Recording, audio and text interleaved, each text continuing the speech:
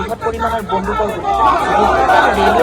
জব্দ কৰেছে বৃহৎ পৰিমাণেৰ বন্দুকগুলি ইন্টাৰসিটি এক্সপ্ৰেছৰ হকে যেন ৰেলৱে আৰক্ষীয়ে অভিযান চলাই এই বৃহৎ পৰিমাণৰ বন্দুকগুলি জব্দ কৰিবলৈ সক্ষম হয়। ডিমাপুৰৰ পৰা ৰেলীলৈ গৈ থকা এজন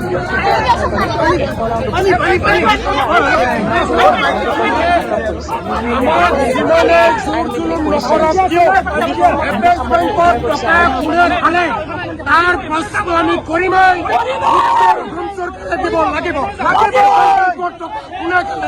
তাৰ বিচাৰ অসমবাসীক দিব লাগিব। যেতিয়ালৈকে ইয়াৰ উত্তৰ নাপাওঁ তেতিয়ালৈকে আমাৰ আন্দোলন অব্যাহত থাকিব।